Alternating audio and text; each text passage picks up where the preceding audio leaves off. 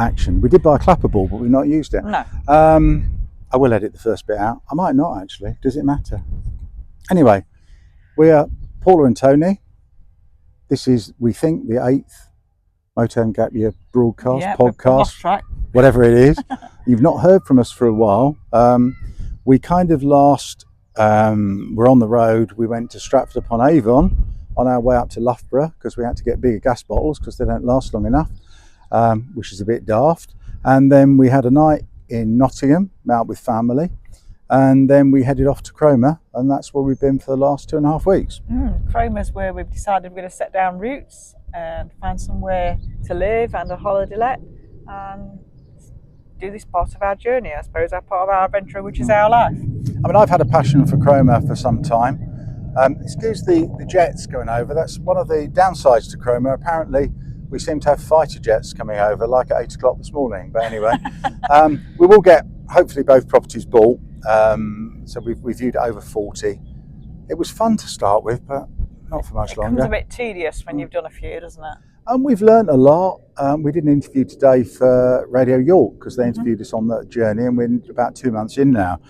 And we don't regret any of this. It's been interesting. We've learnt to live together. We've not fallen out. It's been a learning curve, hasn't it? But we expected it to be, so you learn as you go, don't you? It's a lie. We have fallen out only because when we've been fraught, when I've been driving for 6 hours one time and we couldn't find anywhere to stop, anyone gets fraught. But now the actual living in the motorhome, you know, stocking up on things we've got used to, going to get gas, your electricity. I mean, we've got about a week's electricity by my cunning plan of 2 lithium batteries, which works. But they do top up well with the journey, don't they? They do, yeah. If you do an hour, then they'll top up well. We've done sites a couple of times, haven't we? Because we do need a laundrette every now and again to wash your bits and pieces and your bedding. But the sites have been lovely that they've been on as well, haven't they? Well, the last one last week was Beeston Regis, which is just outside of Sheringham. And it was about a 20-minute walk into Sheringham along the coastal path. Absolutely stunning, and either day or night, we really enjoyed that. Yeah, we did it in the daytime. Then coming back in the evening after a meal was beautiful, wasn't it? It was clear skies, all the stars in the sky. Saw a shooting star too. So. And they parked us up right literally next to the sea. We were very lucky, even though we were one-nighters. That was the Beeston Regis Holiday Park, which we'd thoroughly recommend. And we would be going back. Yeah, and we you know, sites aren't our thing, are they? But it's fine. Going there once a week is all right. So yeah, the plan now is get the holiday lets bought. Somewhere to live isn't bought yet. We hope to do that soon. Then we plan to go off again because we realised that we talked about doing this a year. We realised quite quickly it wasn't going to be a year. We wanted to set down roots. Maybe we're not made for this nomadic life, but also it can take 3 or 4 months to go through. So once one of the properties is through, then we'll return. But we can then go off with our knowledge, I guess. We're better at knowing how to find somewhere to park, aren't we? And we have had a break now because we've had a couple of weeks here. We've had a rest and a break from it. So starting again, like I say, with fresh eyes will be a good thing. So yeah, we don't quite know what we're doing. I mean, we had talked originally about doing the NC 500, but we've read so many reports about that. For a start, it's all turning a bit odd because the locals are getting unfriendly and local councils are talking about banning motorhomes from sites, and also half of it's a single track road, which I didn't realise. One thing we have learned, a motorhome is not the easiest thing to get down little lanes. We know because we nearly got stuck down one and we just 3-point turned out. Luckily there was an entrance to a farmer's field, wasn't it? We were able to turn around in 3-point turn. Otherwise I don't know what we'd have done. It was very hairy, wasn't it? The other thing we've been watching lately over the last few days is we left Scarborough. It was very controversial, the whole motorhome thing, because they banned them from the front. We had mixed views about it at the time.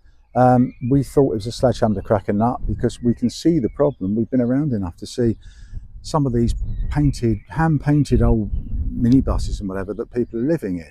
I can understand the anti of that because no one wants that outside their house, let's be honest. Whereas in Scarborough, throughout the winter, no one parks down the front, so it doesn't matter.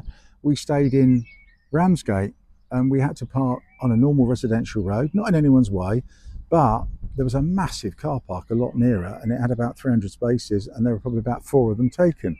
So it seems like local authorities don't know what to do, and Scarborough now has knee-jerked and said they're now looking to survey people because they've now realised they've moved all the motorhomes off the seafront and they're all going in the residential areas. So it's not as simple as No, banning we always them. ensure we don't park straight in front of somebody's house, or Yeah. we try to be out of the way. Whereas unfortunately, everybody does that. And if you've got your window onto the road, and then there's a motorhome parked smack outside, that's not very nice. And the people are doing that, and that's one thing affects everybody.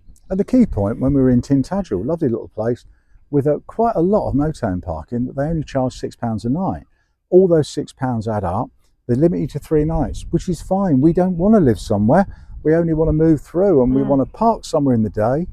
And there was one, I think it was North Devon Council, that said, if you park on the road, you're going to take more than one space. But if you do that, you're not allowed to buy 2 tickets. And that stood out to me as being completely unreasonable. And that was just during the daytime, nothing to do with overnight camping. That was just to do with visiting the town to go and enjoy the place. But we couldn't do that because we couldn't park.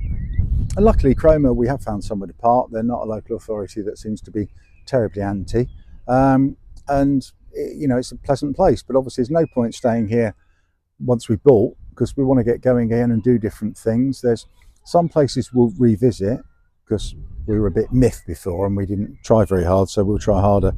And we're talking about maybe going up to doing Cumbria, whatever. There's all sorts of different... Cumbria and Northumberland, yeah.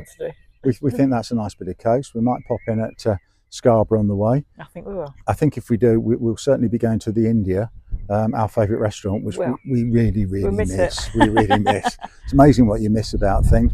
But I think the experience has been interesting as well, because we've learned to economise on water, economise on electricity, we've economised on gas. Maybe it'll make us a bit more careful. I think so. I think you'll kind of think about what you're doing and how much energy you're using during the day. Yeah, and I think when you're, like for example, you get a bit chilly in the evening, you actually put a fleece on or something, put a jumper on, because you realise that you can do that. You don't rather than just turn the heating up. Yeah. So that's kind of where we are. So this, sporadically, we're not doing it every week, but we will hopefully do another one when we do actually get back on the road. Yeah, I think once we get on the road, we'll keep you updated on where we are and what we're doing. Yeah, and thank you for waiting so long for this one. See you then. Bye-bye. Bye-bye.